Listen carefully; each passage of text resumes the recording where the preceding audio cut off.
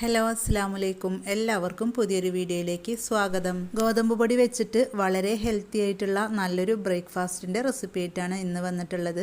ഇത് നമ്മൾ തയ്യാറാക്കിയിട്ടുണ്ടെങ്കിൽ ഇതിൻ്റെ കൂടെ വേറെ കറികളൊന്നും ആവശ്യമില്ല. അപ്പോൾ ഈ ഒരു ബ്രേക്ക്ഫാസ്റ്റ് റെസിപ്പി എങ്ങനെ ഉണ്ടാക്കാൻ നോക്കാം. അതിനു മുന്നേ നമ്മുടെ ചാനൽ ആദ്യമായിട്ട് കാണുന്നവരൊക്കെ ഉണ്ടെങ്കിൽ ഒന്ന് സബ്സ്ക്രൈബ് ചെയ്യുക.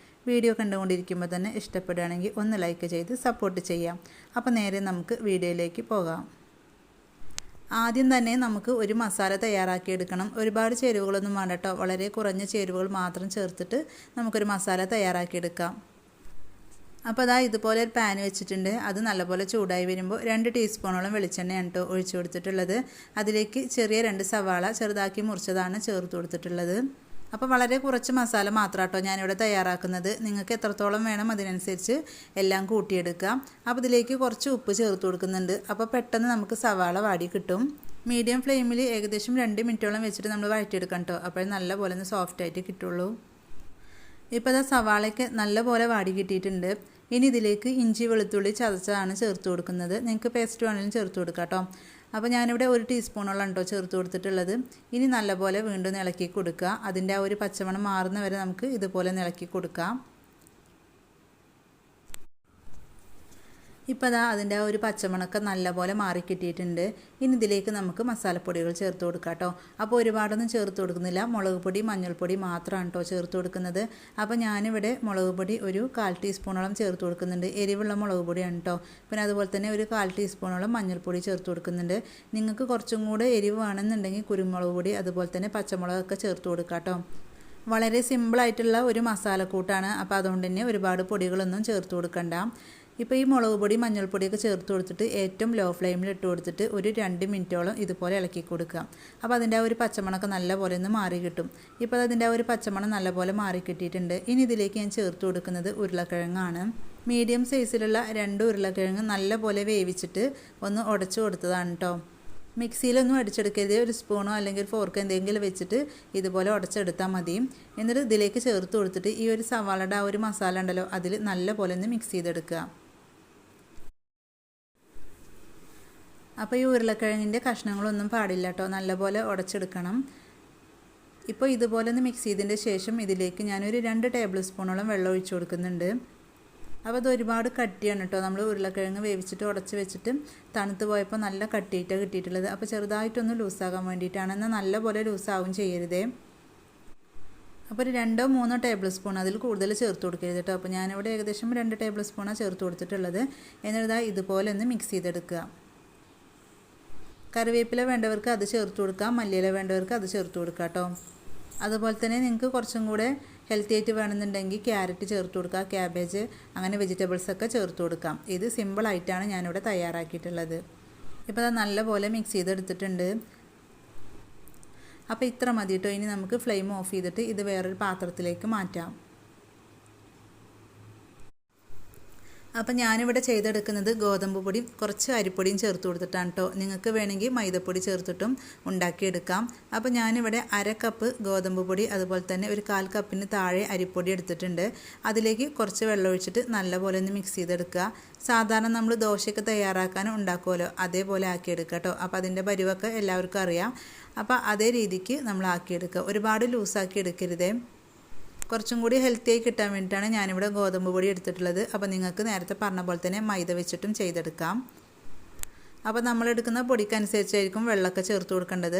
അപ്പോൾ ഇനി ഇതിലേക്ക് കുറച്ച് ഉപ്പും കൂടെ ചേർത്ത് കൊടുക്കുക. എന്നിട്ട് നല്ലപോലെ ഒന്ന് മിക്സ് ചെയ്തെടുക്കുക.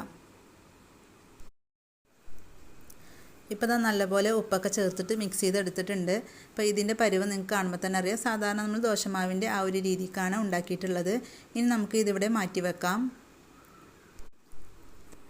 അടുത്തതായിട്ട് നമുക്ക് ഇതുപോലെ ഒരു ബൗൾ എടുക്കാം. അതിലേക്ക് 3 മുട്ടയാണ് കേട്ടോ പൊടിച്ചൊഴിച്ചിട്ടുള്ളത്. അതിലേക്ക് ആവശ്യത്തിനുള്ള ഉപ്പ് ചേർത്ത് കൊടുത്തിട്ടുണ്ട്. അപ്പോൾ ഒരുപാട് ഉപ്പ് ചേർത്ത് കൊടുക്കരുത്. നമ്മൾ ബാറ്ററിൽ ചേർത്ത് കൊടുത്തിട്ടുണ്ട്. പിന്നെ അതുപോലെ തന്നെ മസാലയിലും ചേർത്ത് കൊടുത്തിട്ടുണ്ട്. അപ്പോൾ എല്ലാം കൂടി ഉപ്പ് അധികം ആവരുത് കേട്ടോ. അപ്പോൾ അതിനനുസരിച്ച് ചേർത്ത് കൊടുക്കുക. ഉപ്പ് ചേർത്തിട്ട് ഇതുപോലെ ഒരു സ്പൂൺ വെച്ചിട്ട് നല്ലപോലെ ഒന്ന് മിക്സ് ചെയ്തെടുക്കുക. അപ്പോൾ ഈ ഒരു മുട്ടയിൽ നിങ്ങൾക്ക് വേണമെങ്കിൽ കുരുമുളക് പൊടി ചേർത്ത് കൊടുക്കാം കേട്ടോ. ചില്ലി ഫ്ലേക്സ് അതൊക്കെ ചേർത്ത് കൊടുക്കാം. ഇപ്പോൾ അത് നല്ലപോലെ മിക്സ് ചെയ്തിട്ടുണ്ട്. ഇനി നമുക്ക് നമ്മുടെ ബ്രേക്ക്ഫാസ്റ്റ് തയ്യാറാക്കിയെടുക്കാം.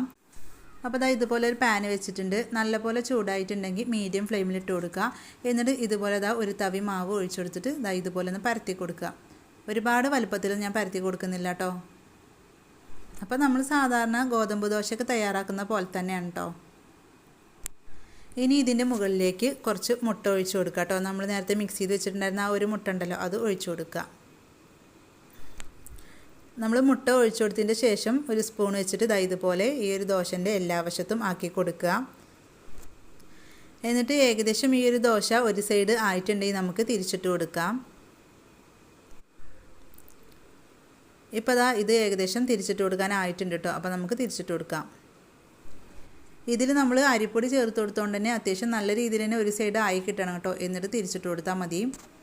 നമ്മൾ പത്തിരി ഇടിയപ്പമൊക്കെ തയ്യാറാക്കാൻ എടുക്കുന്ന നൈസ് അരിപ്പൊടിയാണ് കേട്ടോ ഇതിൽ ചേർത്ത് കൊടുത്തിട്ടുണ്ടായിരുന്നത്. നമ്മളിത് തിരിച്ചിട്ട് കൊടുത്തിട്ട് ഏകദേശം ഒരു 40 സെക്കൻഡ് മാത്രം വെച്ചാൽ മതി കേട്ടോ. അപ്പോഴേക്കും ഇതായി കിട്ടും. ഇനി ഇത് വീണ്ടും ഒന്നും കൂടെ ഒന്ന് തിരിച്ചിട്ട് കൊടുക്കുക. ഇനി ഇതിൻ്റെ മുകളിലേക്ക് നമ്മൾ നേരത്തെ റെഡിയാക്കി വെച്ചിട്ടുണ്ടായിരുന്ന ആ ഉരുളക്കിഴങ്ങിൻ്റെ ആ ഒരു മസാല ഉണ്ടല്ലോ, അതിന്ന് 1-2 ടീസ്പൂൺ വെച്ച് കൊടുക്കുക. അപ്പോൾ നമുക്ക് എത്രയാണ് വേണ്ടിച്ചെങ്കിൽ അതിനനുസരിച്ച് വെച്ച് കൊടുക്കാം കേട്ടോ. ഇങ്ങനെ വെച്ച് കൊടുത്തതിൻ്റെ ശേഷം ഇതിൻ്റെ 4 സൈഡും ഒന്ന് നമുക്ക് മടക്കിയെടുക്കാം. ആദ്യം ഇതുപോലെ ഒന്ന് മടക്കി കൊടുക്കാം. അപ്പോൾ അത്യാവശ്യം നല്ല ചൂടുണ്ട്. അപ്പോൾ അത് നോക്കിയിട്ട് ഒന്ന് മടക്കിയെടുക്കാം കേട്ടോ. ഇതുപോലെ ചൂടോടുകൂടെ മടക്കുമ്പോൾ അത് നല്ലപോലെ ഒന്ന് പ്രസ്സായിട്ട് കിട്ടും.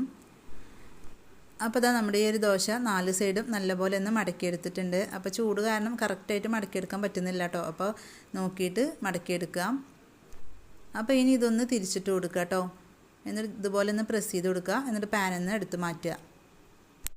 വളരെ സിമ്പിളായിട്ട് തയ്യാറാക്കാൻ പറ്റുന്നതാണ്. നല്ല ടേസ്റ്റുമാണ്. പിന്നെ അതുപോലെ തന്നെ കറിയൊന്നും ആവശ്യമില്ല കേട്ടോ, മസാലയൊക്കെ ചേർത്ത് തയ്യാറാക്കിയത് കൊണ്ട് തന്നെ. അപ്പോൾ അടുത്തതായിട്ട് വീണ്ടും ഒരു തവി മാവ് ഒഴിച്ചു കൊടുത്തിട്ടുണ്ട്. പാന് നല്ലപോലെ ചൂടാണെങ്കിൽ കുറച്ച് വെള്ളം ഒഴിച്ചിട്ടൊന്ന് ശരിയാക്കി എടുക്കുക കേട്ടോ. അങ്ങനെ ആകുമ്പോൾ നമുക്ക് ഇതുപോലെ പരത്തി കിട്ടും. അല്ലെങ്കിൽ നമ്മൾ നല്ലപോലെ ചൂടായിട്ടുണ്ടെങ്കിൽ ദോശ അങ്ങനെ പരത്തുന്ന സമയത്ത് മാവ് പരന്ന് കിട്ടൂല കേട്ടോ, കട്ടിയായിട്ടിരിക്കും. അപ്പോൾ ഇതിൻ്റെ മുകളിലേക്കും കുറച്ച് മുട്ട ഒഴിച്ചു കൊടുത്തിട്ടുണ്ട്. എന്നിട്ട് നേരത്തെ ചെയ്തതുപോലെ തന്നെ ഒരു സ്പൂൺ വെച്ചിട്ട് ഇതുപോലെ ഒന്ന് ചെയ്തെടുക്കുക. ഈ ഒരു സമയത്ത് മല്ലിയില വേണമെങ്കിൽ ഇതിൻ്റെ മുകളിലേക്ക് ഇട്ട് കൊടുക്കുക കേട്ടോ. അതിൻ്റെ ആ ഒരു ടേസ്റ്റ് ഇഷ്ടമുള്ളവരാണെങ്കിൽ. ഈ ഒരു പലഹാരം ബ്രേക്ക്ഫാസ്റ്റിന് മാത്രമല്ല കേട്ടോ, വൈകുന്നേരം ചായയുടെ കൂടെ വേണമെങ്കിലും കഴിക്കാൻ പറ്റിയിട്ടുള്ള ഒരു അടിപൊളി പലഹാരമാണ്. അപ്പോൾ ഇതും ഒരു സൈഡ് ആയിട്ടുണ്ട്. നമുക്ക് തിരിച്ചിട്ട് കൊടുക്കാം. മുട്ടയൊക്കെ ചേർത്ത് തയ്യാറാക്കിയതുകൊണ്ട് തന്നെ കുട്ടികൾക്കൊക്കെ വളരെയേറെ ഇഷ്ടപ്പെടും. അപ്പോൾ ഒരു 30-40 സെക്കൻഡോളം വെച്ചിട്ടുണ്ടായിരുന്നു. വീണ്ടും ഇതാ തിരിച്ചിട്ട് കൊടുത്തിട്ടുണ്ട്. ഇനി ഇതിലേക്ക് നേരത്തെ ചെയ്തതുപോലെ തന്നെ കുറച്ച് മസാല ചേർത്ത് കൊടുക്കാം.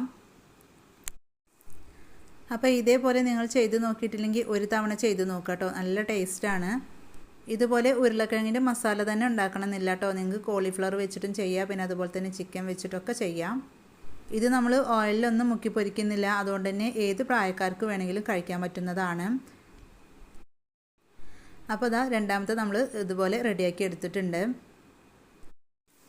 അപ്പോൾ അതാ ബാക്കിയുള്ളത് മുഴുവനായിട്ട് ഞാനിവിടെ റെഡിയാക്കി എടുത്തിട്ടുണ്ട്. ഇതിൽ നമ്മൾ മസാല ഫില്ലിങ്സ് ഒക്കെ ചേർത്ത് കൊടുത്തുകൊണ്ട് തന്നെ ഇത് ഒന്ന് കഴിച്ചാൽ മതി കേട്ടോ. അപ്പോഴേക്കും തന്നെ നമുക്ക് വയറ് നിറയും. അപ്പോൾ തീർച്ചയായും ഒരു തവണയെങ്കിലും ചെയ്ത് നോക്കുക. അപ്പോഴേ ഇതിൻ്റെ ടേസ്റ്റ് നിങ്ങൾക്ക് മനസ്സിലാവുള്ളൂ.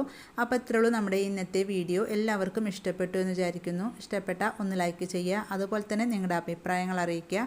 ഫ്രണ്ട്സിനും ഫാമിലിക്കും ഷെയർ ചെയ്ത് സപ്പോർട്ട് ചെയ്യുക.